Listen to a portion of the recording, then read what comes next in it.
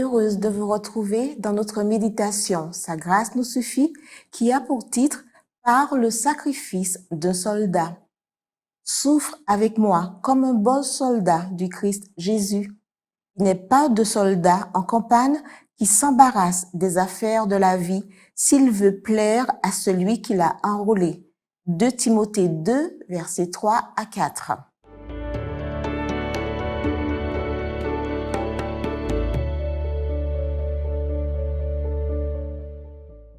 Il est difficile d'être un bon soldat. La consécration, la loyauté et l'engagement, ainsi que la vigueur physique, sont les conditions de base du véritable service. Il n'est pas de soldat qui s'embarrasse des affaires de la vie. Rien ne le distrait, ni ne lui fait perdre son temps ou son énergie. Le serviteur de Jésus-Christ doit se consacrer à l'unique grande mission, prêcher l'Évangile.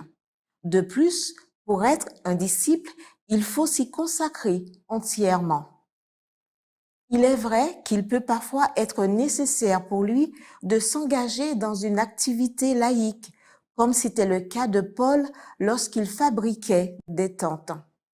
Mais dans de tels cas, l'activité séculière n'est qu'un moyen nécessaire en vue d'une prédication efficace du message du salut.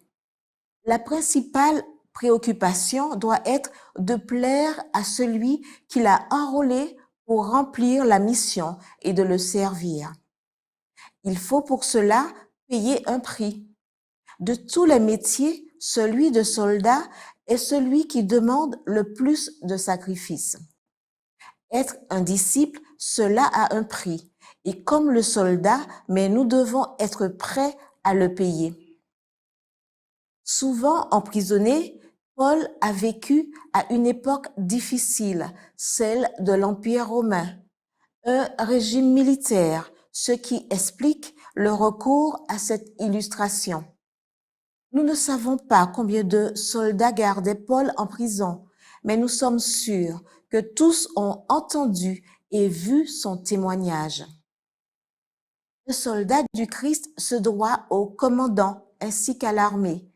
Paul a souffert et a vécu pour le Christ et pour l'Église. On raconte qu'à une occasion, le cheval de l'empereur Napoléon Ier s'est emballé et qu'un soldat téméraire a réussi à l'arrêter. Napoléon a salué le soldat.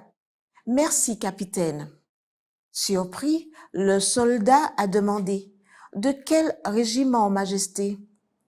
L'empereur a répondu « De ma garde personnelle ». Peu de temps après, le soldat en question s'est présenté comme capitaine au chef de la garde personnelle de Napoléon. L'officier, le voyant en tenue de soldat, lui a demandé « Capitaine, sur ordre de qui ?» Le soldat a répondu « Sur ordre de mon empereur Napoléon ».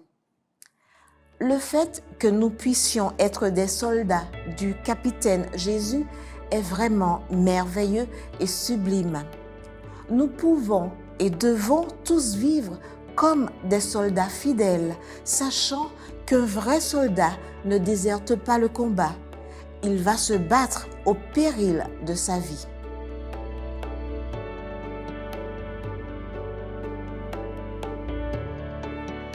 Mais sont-ils désireux de remplir leur devoir de soldats en s'inspirant de l'exemple que le Christ leur a donné par sa vie d'abnégation et de sacrifice?